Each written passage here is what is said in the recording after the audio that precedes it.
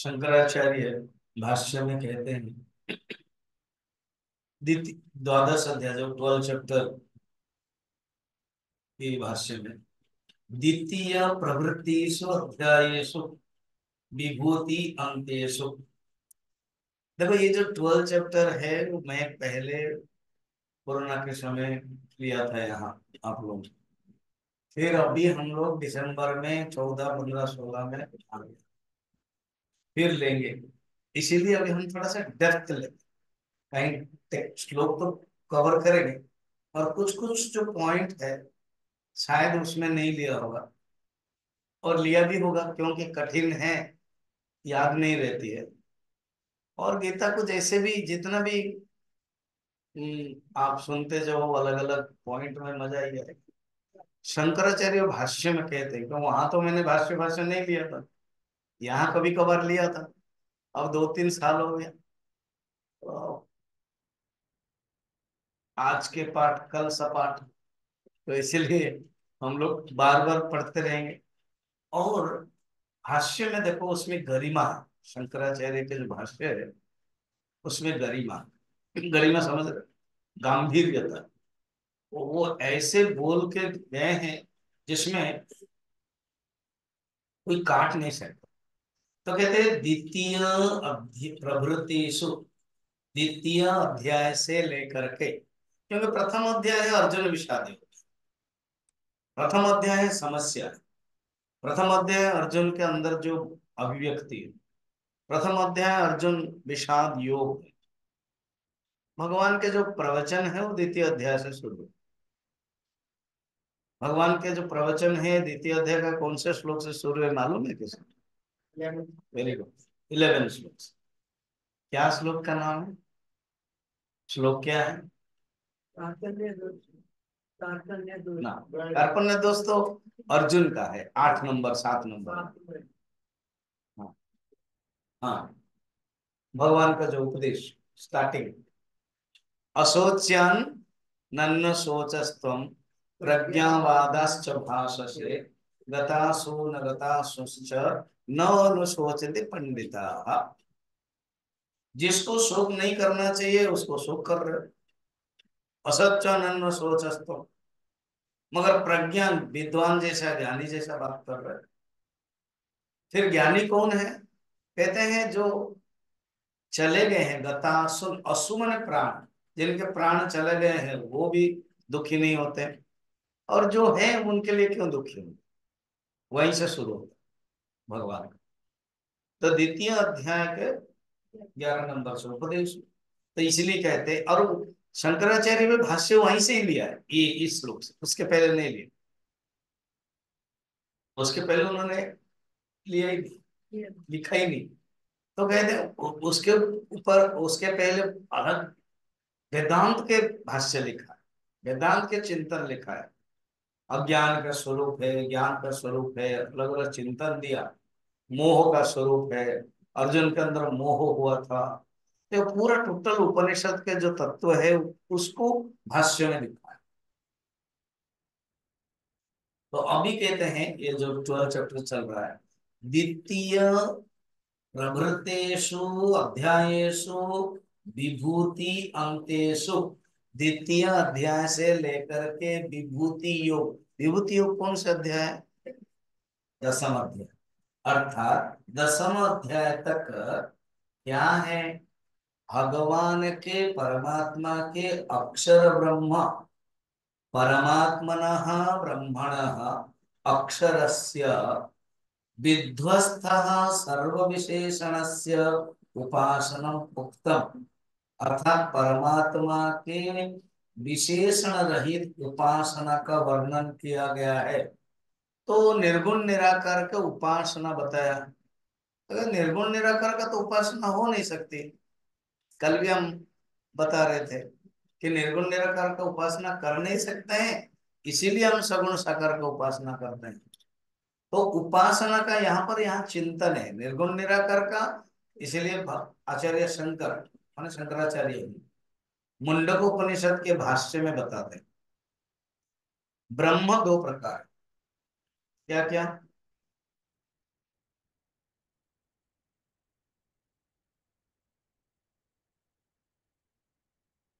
ब्रह्म दो प्रकार। क्या क्या? वो जो ड्राइवर गाड़ी चलाता है ना, वो सब लोग गाड़ी चला, वो बड़ा स्टाइल से क्या करते हैं, वो अपना जो ब्रेक है, ये जो एक्सीलेटर है, वो छोड़ देते हैं। वो जो स्पीड पहले से चला आ रहा है, फिर जस्ट केवल हैंडल पर। मैं भी प्रवचन करके प्रश्न पूछ के मैं छोड़ देता हूं, है ना। उत्तर देंगे तो बढ़िया है, उत्तर नहीं फिर हम फिर गियर पकड़ेंगे, फिर हम एक्सीलेटर दबाएंगे। उत्तर क्या है? ब्रह्म दो प्रकार। क्या क्या? हाँ, निर्गुण निराकार। ओके, चलेगा। और ये तो निर्गुण एक हो गया। दूसरा सगुण साकार, उसको शंकराचार्य अपने भाषा में बता रहे हैं, अपने शब्द में बता रहे हैं। अपरम ब्रह्म परम ब्रह्म। परम ब्रह्म माने निर्गुण निराकार, अपरम ब्रह्म माने सगुण निराकार। अपरम ब्रह्म परम ब्रह्म। अपरम ब्रह्म ध्यातव्यम, परम ब्रह्म ज्ञातव्यम। ये शब्द को ध्यान रखो।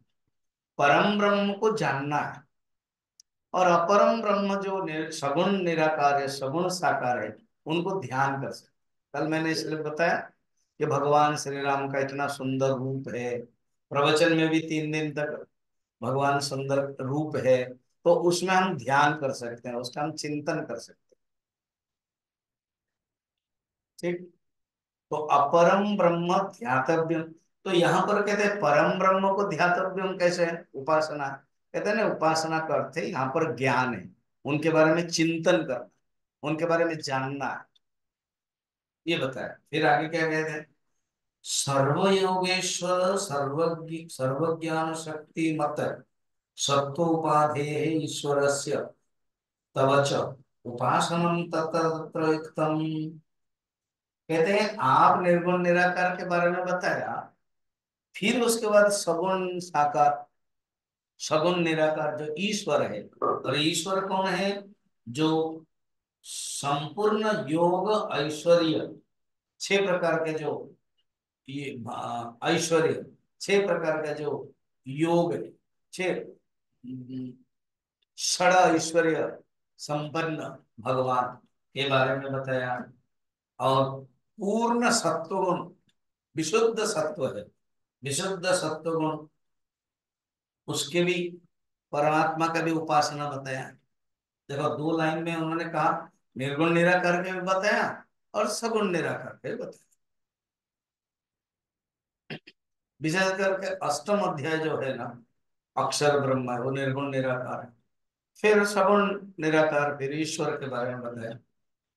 एवं एकादश अध्याय में, विश्व रूप अध्याय में, विश्व रूप अध्याय तो ऐश्वरम आद्यम समस्त जगदात्म रूपम विश्व रूपम त्वदीयम दर्शितम उपासनार्थम एव त्वया।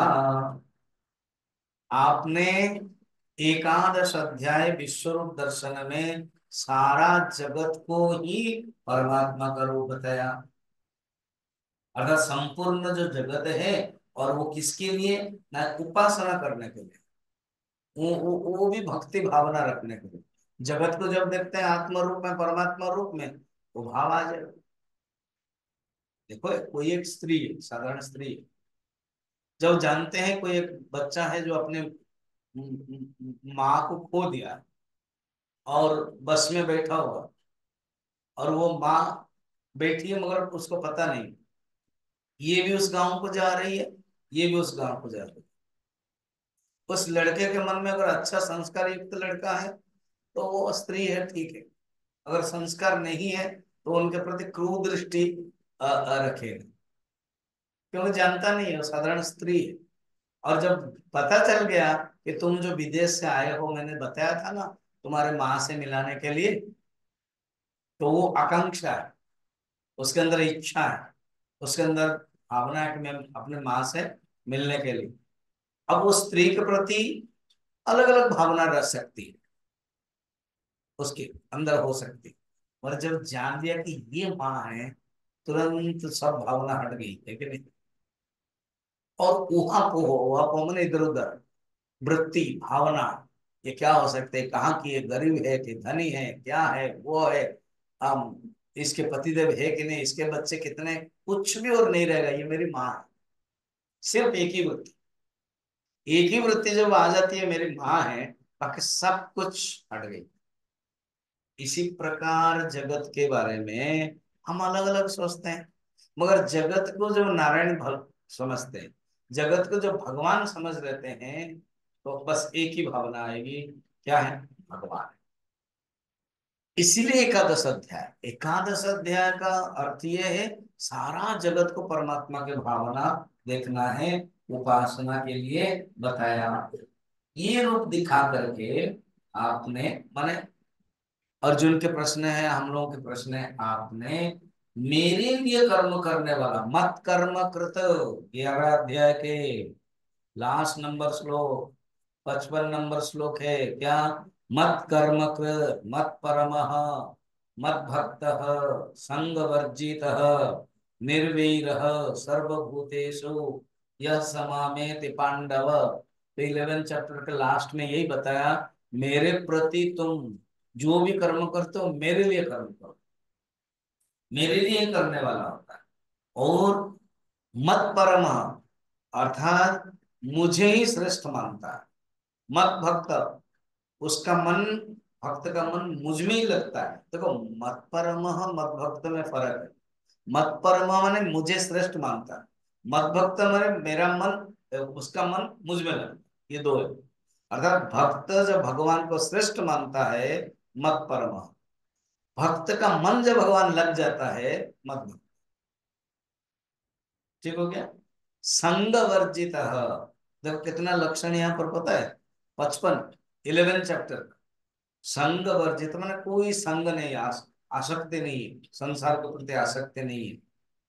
ये जो तीन है ना, 1 2 3, वो भगवान से कनेक्टेड है। कौन सा, मत कर्म कृत मत परमः मत भक्त, भगवान से कनेक्टेड। और ये जो दो है, संग वर्जित और निर्वैर सर्वभूतेषु, वो जगत से कनेक्टेड। कैसे, क्योंकि जगत के प्रति ही संग हो गया। संग माने क्या, आसक्ति, अटैचमेंट। तो यहाँ कहते हैं संग वर्जित, जब इसका मन उधर चला गया, फिर इधर हट गया ना। और निर्वैर, वैर भाव नहीं रहता है, प्रेम भाव होता है। निर्वैर सर्वभूतेषु यः समामेति पांडव। अब शंकराचार्य भाष्य कैसे ला रहे हैं, देखिए, स्टार्टिंग में याद है ना, 2 चैप्टर से लेकर के 10 अध्याय तक निर्गुण निराकार के बारे में बताया। फिर उसके बाद ऐश्वर्य शक्ति सगुण निराकार ईश्वर के बारे में बताया। फिर 11 चैप्टर में सारा विश्व रूप दर्शन दिखा करके ये जगत भी भगवान है ये बताया। और पर्पस क्या है, हमारे अंदर भावना आएगी। फिर उसके बाद 11 चैप्टर के 55 श्लोक को कोट कर दिया। देखा कितना चिंतन। फिर उसके बाद इन दोनों पक्ष में कौन सा पक्ष श्रेष्ठतर है। दोनों पक्ष क्या क्या है, निर्गुण निराकार का और सगुण निराकार का।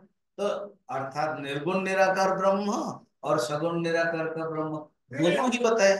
और ये जो सगुण निराकार का ब्रह्म है ना, वो 11 चैप्टर में भी वही है। 11 चैप्टर में भी जगत को ही सगुण साकार है, उसमें भगवान को देखना, चिंतन करना। और निर्गुण निराकार अक्षरम ब्रह्म, जो 8 अध्याय में है, अलग अलग अध्याय में है, परमात्मा वेद्यम, ये सब वर्णन है। जो उपनिषद में वर्णन है, उसी का जो सार के रूप में गीता में वर्णन है। इन दोनों का श्रेष्ठ, इन दोनों में श्रेष्ठ कौन है, अर्जुन के मन में आया। अब इसीलिए श्रेष्ठ कौन है ये जानने की इच्छा हुई। अहम अनयोः उभयोः पक्षयोः विशिष्टतर बुभुत्सया त्वां पृच्छामि। शंकराचार्य हम लोगों के लिए अर्जुन के मन के जो भावना को व्यक्त करते हैं अपने भाष्य में। अर्थात अर्जुन के को खड़ा करके भाषा बनाते। भाष्य बना क्या, भाषा बनाने को भाष्य, जो बार बार भाष्य शब्द बोलेंगे ना, इंग्लिश में भाष्य माने कमेंट, तो आप समझो उनकी भाषा। अर्थात हम लोगों की जो भाषा है, हम लोगों की जो भावना है, वो भाषा में लिखते हैं, इसीलिए भाष्य बन जाता है। यहाँ देखो, खुद जानबूझ के अर्जुन के रूप में अहम, मैं पूछ रहा हूं, ऐसे लिखते हैं, सो दैट हम लोग ना आइडेंटिफाई हो पाए। आइडेंटिफाई अभी बॉडी के साथ हो, आइडेंटिफाई अभी जगत के साथ है। कहते हैं, नहीं नहीं, तुम अर्जुन के साथ हो जाओ। अर्जुन एक भक्त है, मत भक्त, मत परम, मत कृत कर्म, ये ऐसे हो जाए। तब वो जो प्रश्न मैं रख रहा हूँ, शंकराचार्य बोल रहे हैं, तुमको समझ में आ जाएगा, तुमको अच्छा भी लगेगा। अभी जैसे देखो, मैं 15-20 मिनट बोल रहा हूँ, आप अगर मैं जो बोल रहा हूँ उसी के साथ जाओगे तो अच्छा लगेगा, क्योंकि वो अर्जुन की स्थिति है। तो अर्जुन इसीलिए प्रश्न पूछता है। क्या हो गया? दो, एक है निर्गुण निराकार के बारे में बता रहे हैं, और एक है सगुण निराकार के बारे में बता रहे हैं। सगुण निराकार में 2 से 10 भी बताया, और स्पेशली जगत को जो सगुण साकार है उसको भगवान के रूप में बता दिया। अब इन दोनों में से श्रेष्ठ कौन है? फिर बोलते हैं 11 चैप्टर के लास्ट में, मत कर्म कृत मत परम, मुझे। तो वो आपको भक्ति करेंगे, आपके लिए कर्म करेंगे, मगर आप में से श्रेष्ठ कौन है? आप निर्गुण निराकार भी हो, और वही आप सगुण निरा साकार भी हो, तो आप श्रेष्ठ कौन? तो भगवान अर्जुन खुद पूछेंगे, इसीलिए अर्जुन पूछते हैं। क्लियर हुआ? समझ में आ गए? हम्म।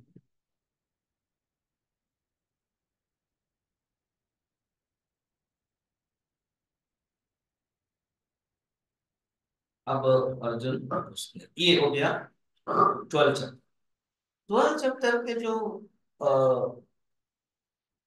सबसे अभी हमने अभी संगति करा दी। अब 12 चैप्टर की भी महत्ता,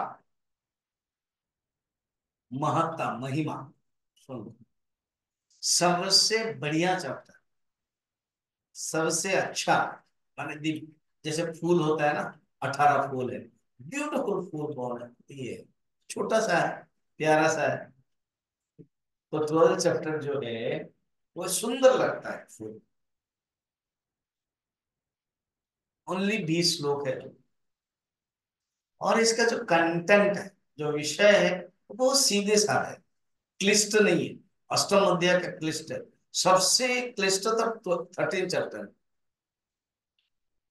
13 चैप्टर का नाम याद है?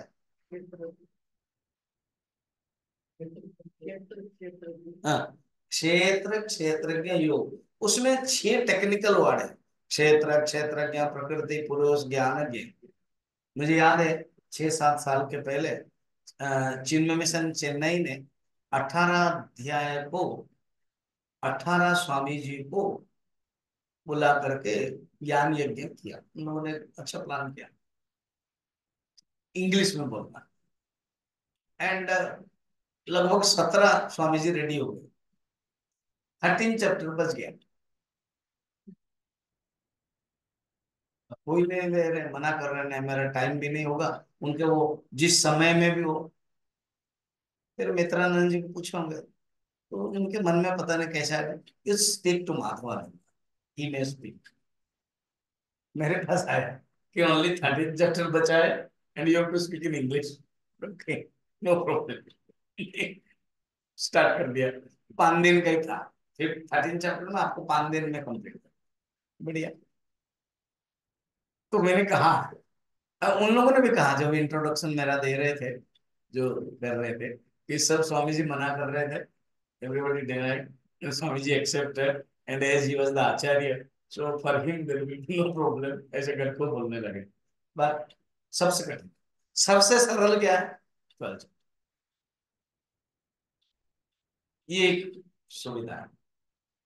सेकंड है, विषय भी इसका बहुत सरल है। भक्ति की साधना कैसे करनी है, और अर्जुन के प्रश्न से, अभी प्रश्न से आएगा, सगुण और निर्गुण में कौन उपासना में श्रेष्ठ है। फिर भगवान भक्ति की साधना बताएंगे, 5 स्टेप बताएंगे। फिर उसके बाद 7-8 श्लोक में भक्त के लक्षण, 36 लक्षण बताए, 36 लक्षण। ये है 12 chapter. And then next month में हम लोग जो 13 चैप्टर देखेंगे, क्षेत्र क्षेत्रज्ञ। तो इसका जो पहला श्लोक में अर्जुन का प्रश्न है, दूसरा श्लोक में भगवान का उत्तर शुरू। क्या उत्तर देंगे हम देखेंगे। तीसरा एंड चौथा में निर्गुण निराकार के बारे में वर्णन। पांचवा में जो देहाभिमानी है वो उनके लिए कठिन है। छठा एंड सातवां में सर्व कर्म से मुझ में अर्पण करके चिंतन करने वाले को उद्धार में करता हूं। आठवां में जिसका मन और बुद्धि परमात्मा में लगता है वो भक्ति की साधना। 9, 10, 11 में अभ्यास योग, कर्म समर्पण एंड कर्मफल त्याग है। 12 में कर्मफल त्याग श्रेष्ठ है, उसके सम्मान है, स्तुति है। अल्टीमेटली देखा जाए तो 6, 7, 8, 9, 10 में भक्ति की साधना बता दिया, 6, 7 श्लोक में। 13 नंबर से श्लोक लेकर के 19 में भक्त के लक्षण है, 36 लक्षण। और 20 नंबर में भगवान कंक्लूजन कर देते हैं, श्रद्धा पूर्वक जो मेरे साधना करता है वो ही श्रेष्ठ है, ऐसे बता देते। ठीक, ये हो गया एक विचार। और एक चिंतन, 10 चैप्टर में भगवान विभूति योग बता रहे हैं, उसको कहते हैं विश्लेषण सैद्धांतिक विवेचन। 11 चैप्टर में भगवान विश्वरूप दर्शन कहते हैं, उसको कहते हैं संश्लेषण प्रत्यक्ष प्रदर्शन। अब 12 चैप्टर में भगवान उस परमात्मा के प्रति भक्ति की भावना कैसे हो वो भगवान 12 चैप्टर में बता रहे हैं। ठीक, इस प्रकार। और वो जो 12 चैप्टर बता रहे अर्जुन के प्रश्न से शुरू होता है। कभी कभी कोई कोई चैप्टर में भगवान डायरेक्ट उत्तर देते हैं, अर्जुन को मौका नहीं। बहुत अध्याय से, और कुछ कुछ अध्याय में भगवान अर्जुन प्रश्न पूछते हैं, तब भगवान उत्तर देते हैं। अब यहाँ पर अर्जुन प्रश्न पूछ रहे हैं, क्या है। अर्जुन उवाच एवं सततयुक्ताये भक्तास्त्वां पर्युपासते ये चाप्यक्षरमव्यक्तम् तेषां के योगवित्तमाः एवं अर्जुन उवाच एवं सततयुक्ताये भक्तास्त्वां पर्युपासते ये चाप्यक्षरमव्यक्तम् तेषां के योगवित्तमाः एवं इस प्रकार अभी जो बताया, सगुण निराकार को चिंतन करता है भक्त, निर्गुण निराकार को चिंतन करता है। एवं सतत युक्ताये भक्ताः त्वां पर्युपासते, अर्थात भक्त लोग आपको उपासना करते, त्वाम माने आपको उपासना करते हैं, और सतत युक्त होकर पूर्ण रूप में सब हमेशा उनके मन में एक ही वृत्ति है, भगवान। एक सुंदर कथा भी, अच्छा पहले कंप्लीट करें उसको। और एक दूसरे है, ये च अपि अपि च दूसरे है, और भी अक्षरम अव्यक्तम, और अक्षर अव्यक्त को चिंतन करते हैं। तो पहले जो त्वाम में बताया सगुण साकार, सगुण निराकार, आपको ईश्वर के रूप में। और पहला वाला जो ऊपर वाला में जो त्वाम है ना, उसमें त्वाम का अर्थ है आपको सगुण साकार के रूप में, सगुण निराकार ईश्वर के रूप में। अभी जो यहाँ पर है वो है जो अक्षरम अव्यक्तम माने निर्गुण निराकार, तो निर्गुण निराकार के रूप में करते हैं। इन दोनों में श्रेष्ठ कौन है यह हम जानना चाहते। तो भक्त जो सतत युक्त का अर्थ है हमेशा केवल भगवान के ही वृत्ति रहती, एक सुंदर स्टोरी है, सुने होंगे आप लोग।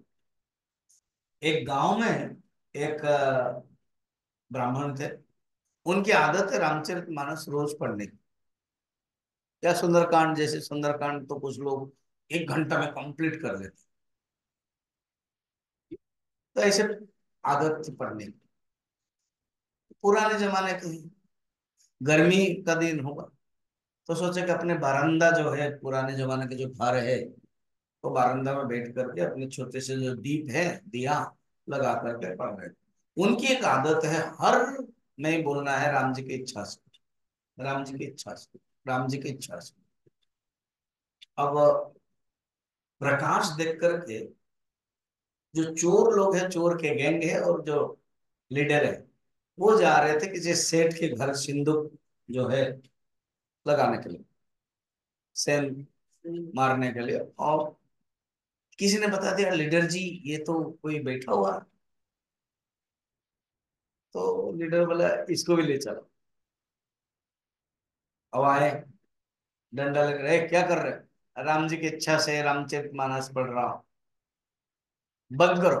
ठीक है, राम जी की इच्छा से बंद कर देता हूँ। दीप बुझा दो। राम जी की इच्छा से दीप बुझा देता हूँ, आओ हमारे साथ। राम जी की इच्छा से आता हूँ, चले पड़े। तो उनके अंदर वृत्ति क्या है? सतत युक्ता, राम जी की इच्छा, राम जी की इच्छा। अब ये लोग गए सेठ के घर, खोदा, सब घुसे, ये भी घुसा, सब अपना अपना अलमीरा ये से जहां जहां चोरी करना है किया। इसने देखा कि भगवान राम का मंदिर है। जब भगवान का राम का मंदिर है, तो उस राम का मंदिर में भक्त है वो, और रामचरितमानस पढ़ने के बाद आरती करता था, करते थे। तो देखा कि यहाँ सब आरती कर लिए, सुविधा है, तो आरती किया, और जय जगदीश हरे, भगवान का आरती करने लगे, सब उठने लगे। और जब वो सब उठने लगे, आए दौड़े, इसको पकड़ने लगे। सोचा कि एक परम भक्त है, पता नहीं कौन से गांव का है, क्या है।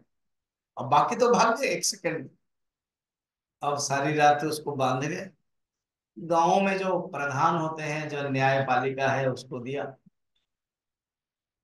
सेठ लोगों ने, घर के परिवार के, ऐसे ऐसे चोरी कर रहा था।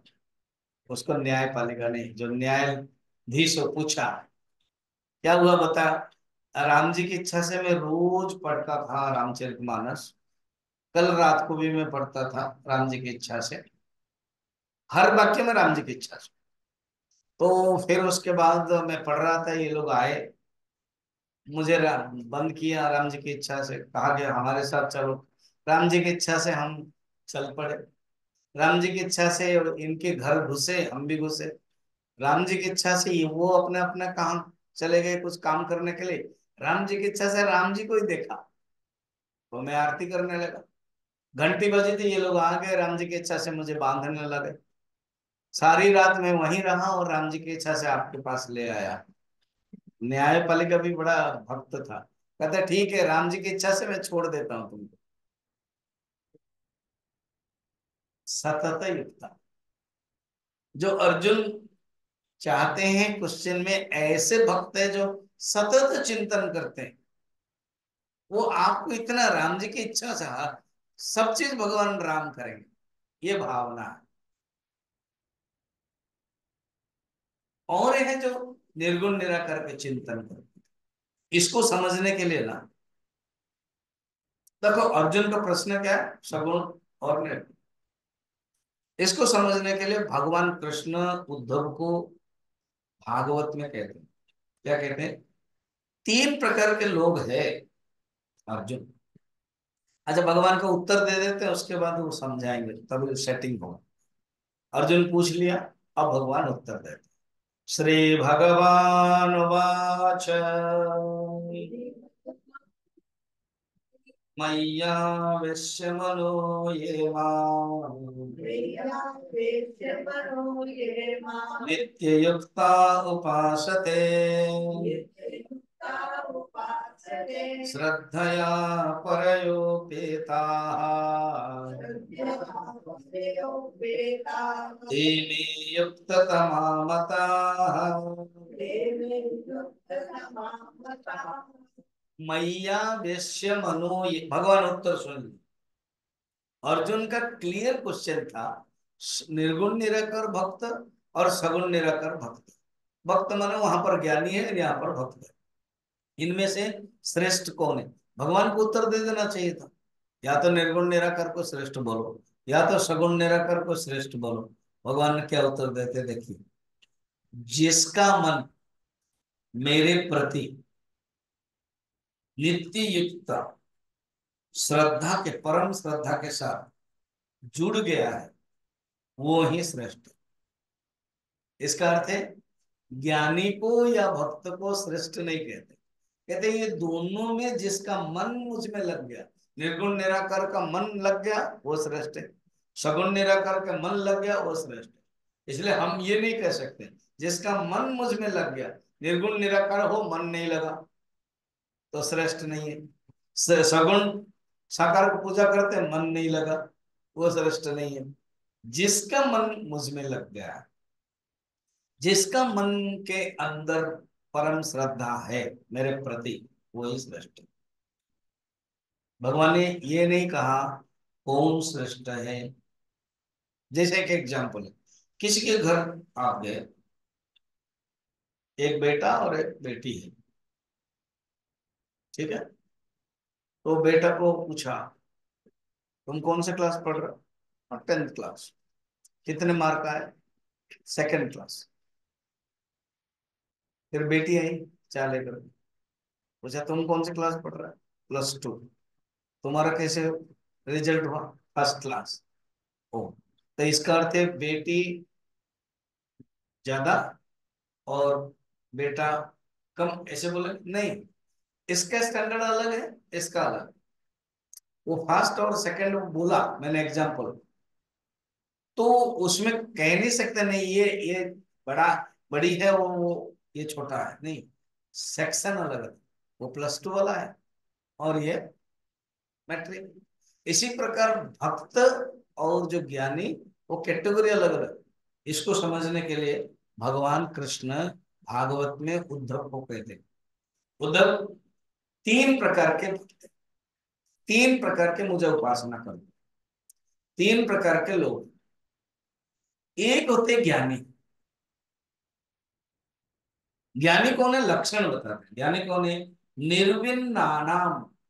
निर्विन्नानाम माने, श्लोक में पढ़ लेता हूं, योगास्त्रयो मया प्रोक्ता नृणाम श्रेयो विदित्सया ज्ञानम कर्म च भक्तिश्च नोपायोऽन्त मन्यस्ति कुत्रचित् निर्विनानं ज्ञानयोगो न्यासिनामिह कर्मसु तेषु अनिर्विना चित्तानं कर्मयोगस्तु कामिनां यदृच्छया मत्कथादो जातश्रद्धस्तु यः पुमान् न निर्विन्नो नातिसक्तः भक्तियोगस्य सिद्धितः तावत् तावत् कर्माणि कुर्वीत न निर्विद्येत यावता मत्कथा श्रवणादो वा श्रद्धा यावन्न जायते। भागवतम एकादश स्कंद 20 अध्याय 6 नंबर से लेकर के 9 नंबर श्लोक है। इसलिए गीता में ढूंढिए मत। अब इसको समझेंगे तो ये सब चीजें मैंने वहां कभी नहीं बताया था। अब बड़ा इंटरेस्टिंग, इसको समझोगे तो बढ़िया पूरा क्लियर हो जाए क्या। अर्जुन के भगवान कहते हैं उस समय उद्धव को कहते हैं योगस्त्रय मया प्रोक्ता। ये 3 प्रकार के योग मैंने पहले ही बताया था, वेद में वर्णन है। मया प्रोक्ता मैंने वेद में वर्णन है। हमने ही 3 प्रकार के योग बताया, क्या है? ज्ञान, कर्म, भक्ति। तीनों को जोड़ दो, सब में योग जोड़ो तो क्या हो जाएगा?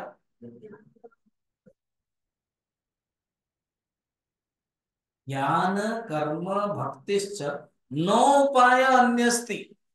अन्य अस्ति अर्थात इनको छोड़ करके और कोई उपाय नहीं। देखो, नो उपाय अन्यस्ते कुत्रचित। जो भी साधना है इन तीनों में ही। कोई बोलेगा नहीं नहीं मैं लय योग कर रहा हूं, मैं कीर्तन कर रहा हूं, मैं नाम करते कीर्तन कर रहा हूं, मैं सेवा कर रहा हूं, मैं जप कर रहा हूं, मैं लय योग कर रहा हूं, मैं समाधि कर रहा हूं, वो तीनों में आए।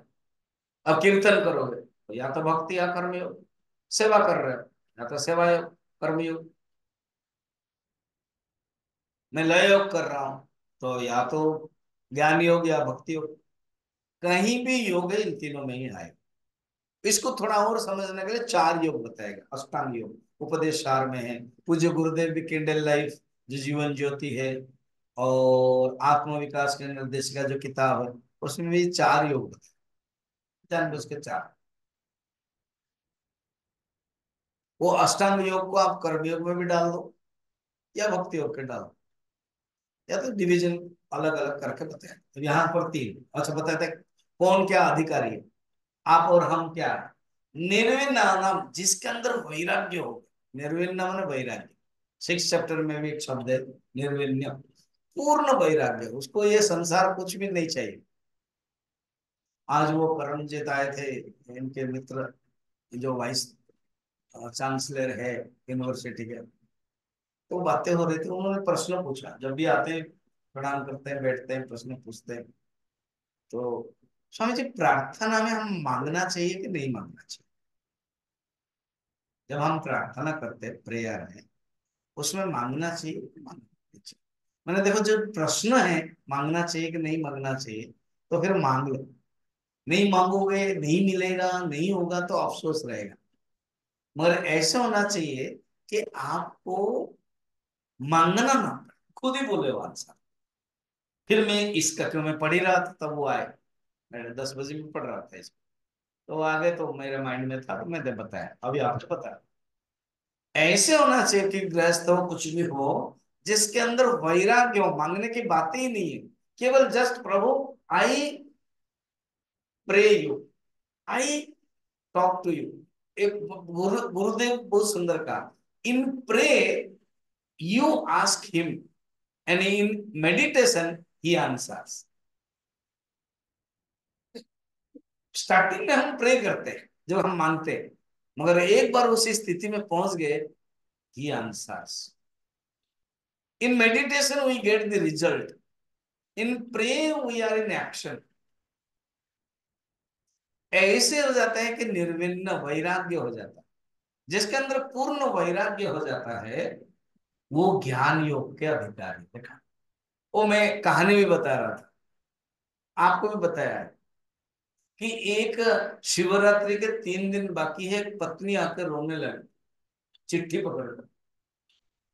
पुराने जमाने के गांव की बात है। पुराने जमाने में वो स्नान करने के लिए, अभी भी मैं जैसे गया था ना कहीं, मैं भी जानबूझ के एक दिन स्नान किया नदी में, सवेरे सवेरे 5:30 बजे जाके स्नान किया, क्योंकि इधर आना भी है 9 तारीख को। स्नान करके 6 बजे निकल गए। तो वो स्नान क्या करते हैं, तेल लगाते हैं, घर से लगा के जाते हैं या तो तेल लेके जाते हैं, ज्यादातर घर से लगा रहे, पुराने जमाने के है। एक पात्र होगा, तेल रहेगा, फिर लगाएंगे, तो तेल लगा रखवा।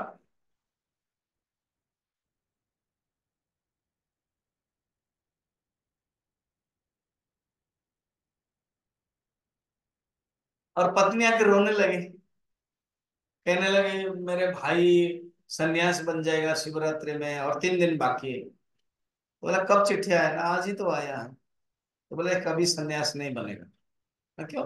तुम 6 साल से रट रही हो, जब जब शिवरात्रि आती है तब तब बोलती हो कि मेरा भाई शिवरात्रि सन्यासी बन जाएगा, 6 साल से बन नहीं पा रहा है।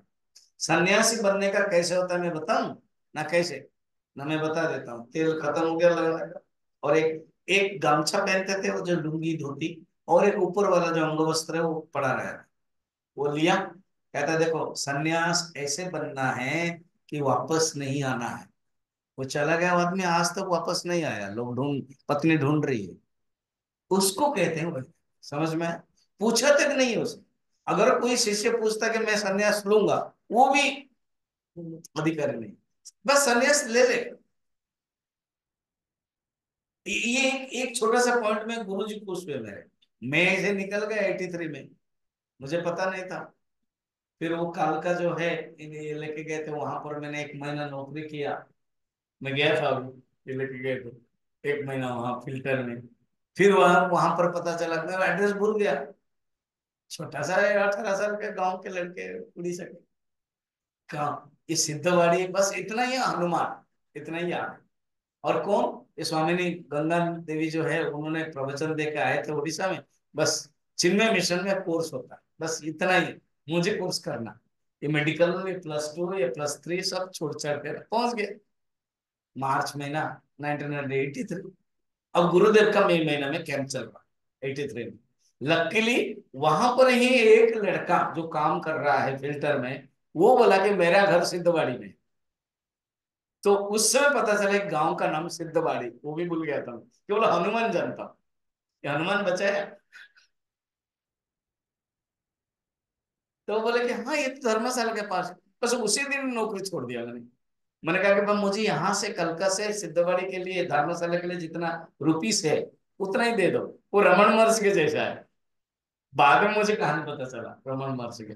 उतना ले आए, जो बचा है उन्होंने ठेका, शायद मैंने ठेका नहीं हुआ, मगर लकीर पहुंच गया। गुरु जी बोले ऐसे थोड़ी होता है, कोर्स चल रहा है, सुबोधानंद जी आज फर्स्ट बेस कोर्स कर रहे हैं। तो गुरुदेव को बोल रहे हैं। तो गुरुदेव बोले लड़का तो अच्छा है। मैंने उसको पूछा था, और लड़का अच्छा है, ठीक है रहने दीजिए। गुरुजी बोल रहे, गुरुदेव बोले okay, small boy if he can bear the cold of this Sidhbari, क्योंकि अभी मई महीना है, कोर्स शुरू नहीं हुआ, कोर्स नेक्स्ट 1984 मार्च में शुरू हुआ, देन ही कैन कंटिन्यू। सोचो मैंने क्या किया गुरु जी को, अगर यहाँ में आप मुझे नहीं रखेंगे, मैं और कहीं चला जाऊँ, और कहीं मैं आया हूँ मीन्स और कहीं चला जाऊंगा। बस ये पॉइंट गुरु जी को अच्छा लगा। अरे एक एक एक ब्रह्मचारी को क्यों छोड़ेंगे, वो कहीं ना कहीं सन्यासी बन जाएगा, कहीं ना कहीं चला जाएगा। एक ही पॉइंट में, और इस जिसके अंदर वैराग्य होगा फिर वो वापस नहीं जाएगा वो। अगर वापस गया तो फिर वैराग्य क्या हो, ऐसे ही। तो निर्विन्न, जब जो नंबर 1 बोलते हैं, जो वही ज्ञान योग के मार्ग कौन अधिकारी, जिसके अंदर पूरा वैराग्य है। निर्विन्न नाम ज्ञान योग, नाशिनाम योग कर्म, और कर्म के प्रति त्याग है। न्यास माने त्याग, संन्यास बोलते हैं। बिल्कुल कर्म के प्रति त्याग है, कर्म के प्रति कोई आसक्त नहीं है। तेसु, ऐसे ज्ञानी योग के लक्षण हैं, उनके लिए ज्ञान योग। अच्छा और कौन है, कर्मयोग कौन है, तेसु अनिर्विन्न चित्तानाम, जिसके अंदर वैराग्य नहीं हुआ है, जो आसक्त है। कहते हैं यहाँ कामिनाम, कामिनाम माने आसक्त, जिनके अंदर आसक्त है, संसार में रहना है, भोग है, छोड़ नहीं पाते। जैसे वो पत्नी अपने भाई के लिए कहानी रो रही थी, वैसे वो वैराग्य नहीं कर सकते, बेटर वो कर्मयोग करे। मगर जो पति देव है तेल लगा रहे थे निकल गए, वो वैराग्य। दो हो गए, एक है ज्ञान योग और एक है कर्म योग, जिसके अंदर आसक्ति। अब ज्ञान योग तो हम लोग हो नहीं पाएंगे अभी, केवल हम गृहस्थ जीवन में रह करके सोच पाते हैं, अध्ययन कर सकते हैं, विचार कर सकते हैं। और मार्ग हमारे लिए कर्म योग है, और भक्ति योग भी है। भक्ति योग के लिए बड़ा सुंदर बताया क्या, यदृच्छया मत कथा दो जात श्रद्धस्तु यह पुमान, अर्थात जिसके अंदर पूर्ण वैराग्य भी नहीं हुआ है, और जिसके अंदर इतनी आसक्ति भी नहीं है, मन उधर नहीं जा रहा। तो मन उधर जाएगा तो कर्मयोग करे, उसके भी नहीं है, मगर मेरी कथा सुनने में उसको इंटरेस्ट है, मेरी कथा सुनने में श्रद्धा है। न निर्विन्न न अतिसक्त, उनके अंदर वैराग्य भी नहीं है और असक्त नहीं है, उनके लिए भक्ति योग सिद्धिदा, उनके लिए भक्ति योग। हम लोगों के लिए भक्ति योग, ठीक। उसके बाद क्या कहते हैं भक्ति योग के लिए, तावत कर्माणि कुर्वी, तो कर्मयोग हो या भक्ति योग हो, ये जो दो अधिकारी है नंबर 2 एंड नंबर 3, उन लोगों को कर्म नहीं छोड़ना चाहिए। तावत कर्माणि कुर्वीत न निर्विद्येत यावता, जब तक वैराग्य न आए, जब तक अपने आप छूट ना जाए। वो तेल वाला, तेल लगा रहे तो पता नहीं कहाँ चले गया, आए नहीं, ऐसे ही वैराग्य हो तब तक करना चाहिए। फिर करना चाहिए क्या है ना, कहते हैं जो कर्म में पड़ रहो, कर्मयोगी बना, और जो भक्ति योग बना, मत कथा श्रवणादोवा श्रद्धा यावत न जायते, जब तक पूर्ण श्रद्धा नहीं हुई है, मेरी कथा सुनते ही जाना है। मेरी कथा क्या करना है, सुनते जाना है।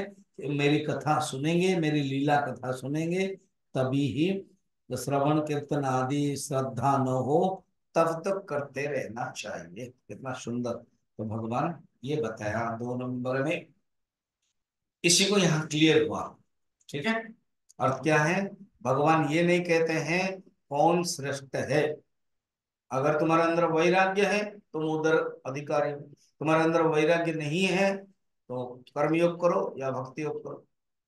अब भगवान आगे कहते हैं 3 नंबर श्लोक में, कहते हैं जो ज्ञान ज्ञान योग है ना, जो निर्गुण निराकार के चिंतन तुमने पूछा था, वो कैसे चिंतन करते हैं देख मैं बता देता हूं। तो तीसरा में निर्गुण निराकार के साधक के बारे में बताया। ये त्वक्षरमनिर्देश्यम्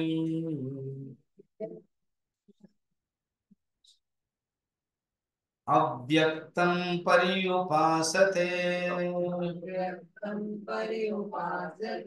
सर्वत्र गमचिन्त्यं च कूटस्थमचलं ध्रुवम् संनियम्येन्द्रियग्रामम् सर्वत्र समबुद्धयः ते प्राप्नुवन्ति मामेव सर्वभूतहिते रताः। शंकराचार्य, अभी जो हम इतने भक्ति के बारे में बताया, शंकराचार्य उपासना के परिभाषा बता रहे हैं भाष्य में। 3 नंबर, डॉक्टर शैली, 3 नंबर जो श्लोक है ना, उसके बाद सेकंड पैराग्राफ उपासनम नाम, उसको पढ़ना मैं समझाऊंगा। उपासनम नाम यथा शास्त्रम उपासस्य अर्थस्य विषयीकरणेन सामीप्यम उपगम्य तैलधारावत समान प्रत्यय प्रवाहेण दीर्घ कालम यत आसनम तत् उपासनम आचक्षते। उपासना की बहुत सुंदर बड़ी परिभाषा होता है। क्या कहते हैं पहले? उपासना उसको कहते हैं शास्त्र के अनुसार होना चाहिए। यथा शास्त्र, शास्त्र में किसी उपासना के बारे में जो बताई गई, बहुत संस्था भी निकल गए ना, वो बोलते तुम ऐसे करो वो करो। बस जैसे कोई संस्था में है, सब पति और पत्नी है, एंड पत्नी बैठेंगे और पति को देख करके तुम चिंतन करो। वो कहीं शास्त्र में ऐसे नहीं लिखा है, इसलिए कहते हैं यथा शास्त्र। और भी एग्जाम्पल बहुत मिलेगा, मुझे याद नहीं आ रही है, ढूंढना पड़ेगा। और जहां शास्त्र में बताया, जैसे सगुण साकर राम कृष्ण, ये पौराणिक शास्त्र में। फिर समष्टि, जैसे विश्व रूप है, उपासना है। व्यष्टि भी उपासना है। इवन पेड़ को भी उपासना करते हैं, पूजा करते हैं। मुझे एक दूजना हरियाली की कुछ पूजा करते हैं ना, कब है पंजाब में? कब? तीज ना क्या? हाँ, सावन में तीज कर, हाँ, उसमें पेड़ को पूजा करते हैं। तो वो भी उपासना, शास्त्र में वर्णन है, प्रकृति का वर्णन। तो जो भी हम करते हैं यथा शास्त्र। और जैसे आज ही बातें हो रही थी नवकन्या, तो करमजीत ने कहा कि स्वामी जी हमने भी करवाया पूजा, और उसमें 9 लड़की के 8 या 9 लड़के के साथ एक लड़का को बैठाना पड़ता है। मैंने कहीं नहीं लिखा है, नहीं देवी, वो बीच में अननेसेसरी परंपरा आ गई। मैं देवी भागवत का पूरा प्रामाणिक बताऊं। अब कोई पंडित का होगा लड़का बच्चा तो डाल दिया, लड़का को बैठा दो, तब से वो चल पड़ा है। पंडित का बेटी होगी और बेटा भी होगा, चलो क्योंकि उसी के बहाने दक्षिणा मिलेगी ना। हाँ, देवी भागवत में क्लियरली कहा गया नवकन्या ओनली, उसमें नहीं लिखा गया लड़का। और किन्ने किया था? वसुदेव ने किया था नवकन्या की पूजा, मनु सब, मनु ने किया था नवकन्या की पूजा। पूरा प्रमाणिक, उसमें नहीं लिखा गया कि लड़का को भी एक बिठाया गया। फिर कैसे आया ये ब्राह्मणों की करतूत?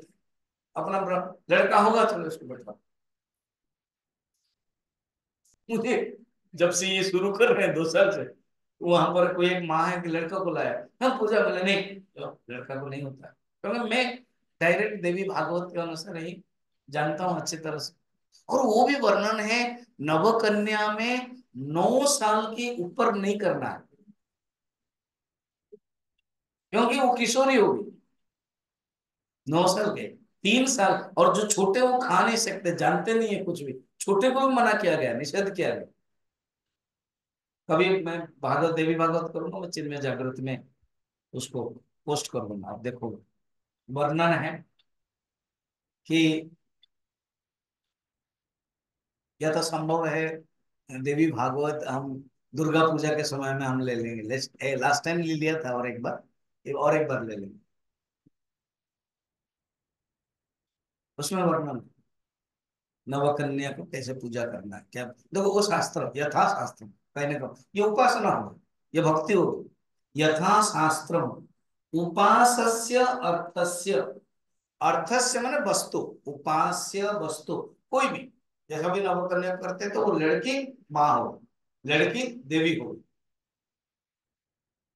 जब हम पूजा करते हैं, पेड़ को पूजा करते हैं, या सगुण साकार को, भगवान राम को पूजा करते हैं, कृष्ण को पूजा करते हैं, तो करके उनके समीप पहुंच करके, ये नहीं कि नहीं मैं बहुत दूर में, ऑनलाइन में नहीं होगा, ऑनलाइन में नहीं होगा, ऑनलाइन में सुनने के लिए ठीक, और ऑनलाइन में आप पूजा नहीं कर सकते, खुद आप पूजा करो। आजकल ना ऑनलाइन में श्राद्ध चलता है, ब्राह्मण बैठता है इंडिया में, और जो एनआरआई लोग बैठते हैं अमेरिका में, जर्मनी में, वो बोलते हैं ऑनलाइन में पूजा कर लो, वो ठीक है।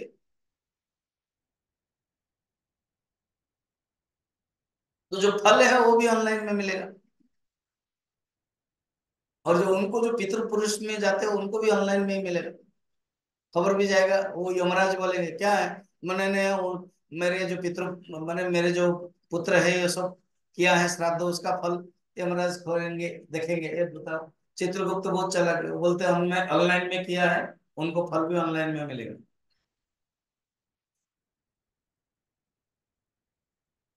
क्लियरली लिखते हैं, क्या लिखते हैं, उपासस्य अर्थस्य विषयीकरणेन सामीप्यम, सामीप्य माने समीप, निकट, अर्थात जब पूजा करते हैं निकट में रखना पड़ता है।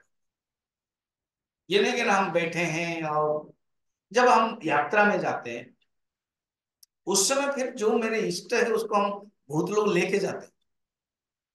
अभी एक स्वामी जी जो मेरे साथ थे, साउथ इंडिया के स्वामी जी, पूरा लेके जाते। और मुझे पता था कि पहले भी मैं चिन्मय मिशन सिद्धवाड़ी या अलग अलग कॉन्फ्रेंस में उनके बारे में उनको देखा था, कभी कभी 1-2 रूम में पास पास रहते थे। मुझे पता था कि एक टूर में उनके लिए मुझे 1-1.5 घंटा देना होगा, तो वो पूजा करते, लेके जाते। फिर जब पूजा करते बस मैं कहता ठीक है मैं बैठूंगा, हम देखूंगा आप कैसे करते। सामीप्य, वो भी करते, कुछ लोग नहीं करते, नहीं लेके पास लेके जाते, हाँ? मगर उस समय उपासना नहीं हो पाई, उपासना फिर चिंतन वाला हो।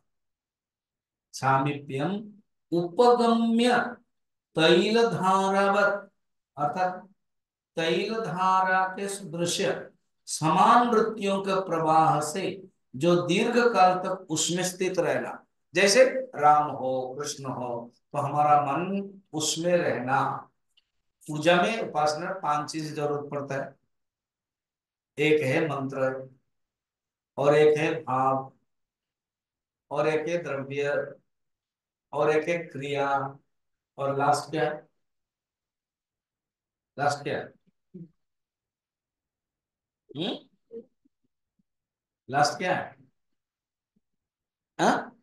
ज्ञान, मैं कौन हूं, भगवान कौन है, मेरे भगवान के साथ क्या संबंध है, उसका जानना, याद रखना। पहला वाला क्या है, द्रव्य, षोडशोपचार के लिए द्रव्य चाहिए, द्रव्य। सेकंड क्या है, मंत्र, द्रव्य दिया मंत्र नहीं आता है, कभी नहीं होगा। थर्ड क्या है, क्रिया, ध्यान, मुद्रा बोलते हैं उसको। तीनों के भाव, एंड चार हो गए, पांच ज्ञान। तो अब देखो, उपासना में पांच द्रव्य रहता है। अब जब यात्रा में जा रहे हैं, कहीं जा रहे हैं, तो उसमें क्या है, द्रव्य नहीं है। अब जैसे कि किसी किसी मंदिर है, बहुत दूर है, तिरुपति हो भगवान, अभी अयोध्या है, आप केवल दूर दर्शन कर सकते हैं, आप अपना द्रव्य नहीं ले सकते, वहां मना है, कुछ भी नहीं ले सकते, फोन नहीं ले सकते हो, कुछ भी नहीं ले सकते हो, बस जाओ केवल दर्शन करो। तो द्रव्य कट गए। फिर मंत्र है, आपके पास स्वतंत्रता है, चलो आप मंत्र गा सकते हैं, मंत्र तो गा सकते हैं। ओम दासरथाय विद्महे सीता वल्लभाय धीमहि तन्नो राम प्रचोदयात्। कल ही तो किया हवन, 108 नेम्स किया कि नहीं, और एक बार कहो, ओम दाशरथाय विद्महे सीता वल्लभाय धीमहि तन्नो प्रचोदया। मंत्र कर सकते हैं, फिर क्रिया भी कर सकते हैं, हाथ जोड़ते हैं, भाव कर सकते हैं, ज्ञान कर सकते हैं, ये बात है ना। तो ये चार कर सकते हैं, यस। मगर जब हम पूजा करते हैं, गुरु पादुका पूजा, अभी पूजा, शिवरात्रि की पूजा, तो हम द्रव्य भी जोड़ते हैं, बाकी नहीं कर सकते। तो अभी कहते हैं ये उपासना, तो ये सगुण साकार की होती है। निर्गुण निराकार के केवल ज्ञान है, चिंतन है और भाव है। तो कहते हैं ये तू, तो अक्षरम अनिर्देश्य, अक्षर को, वो परमात्मा कौन है, अक्षर जिसका अक्षर नहीं है, अनिर्देश्य जिसके बारे में बोल नहीं सकते, अव्यक्त जो व्यक्त नहीं है, ऐसे सर्वत्र चारों तरफ है, अचिंत्यम मन के द्वारा चिंतन नहीं है, कूटस्थल जो स्थिर है, अचलम ध्रुवम जो ध्रुव अचल है, और संनियमेंद्र ग्रामम अर्थात वो जो इंद्रियों के भली प्रकार कंट्रोल करके सर्वत्र समबुद्धय, जिस ज्ञानी लोग जिसके बुद्धि सब में लगा हुआ है, सर्वभूत हिते रता, जो समस्त भूत के हित में रहते हैं, ऐसे प्राप्त करते हैं, ऐसे ज्ञानी लोग।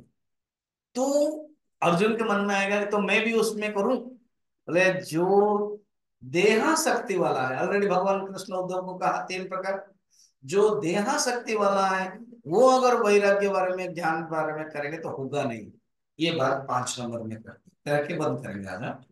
क्लेशोऽधिकतरस्तेषाम् अव्यक्तासक्त चेतसा,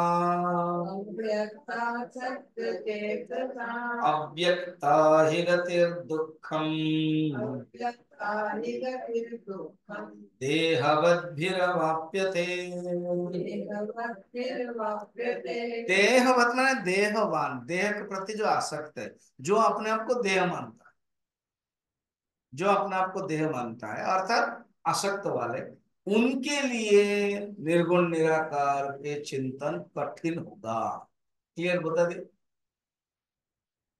तो इसीलिए भगवान कहते हैं तुम उसमें मत पड़ना, तुम अभी सगुण साकार के चिंतन करो, तुम सगुण साकार के भक्ति करो। ये भगवान के जो भागवत ने जो बताया उसी को लेकर के चलते हैं। जो वैरागी है, पूर्ण रूप में वैरागी, वो ज्ञान योग के अधिकारी, जो 3 और 4 श्लोक में बताया। अर्जुन के लिए कहते हैं तुम्हारे लिए मुश्किल है, डायरेक्ट नहीं बोलते, अर्जुन को खराब लगेगा नहीं, इसलिए कहते हैं जिसके अंदर देह के प्रति आसक्त है, उनके लिए कठिन होगा। अर्जुन भी समझ गए, तो भगवान अभी कहते हैं मगर जो सगुण साकार भक्त है, उनके बारे में अब पूरा टोटल 6 से लेकर के लास्ट तक सगुण साकार ही बता रहे, तभी तो भक्ति होगी। कल क्या बताएंगे वो हम लोग कल देखें। ओम पूर्ण पूर्णमिदं पूर्णात् पूर्णमुदच्यते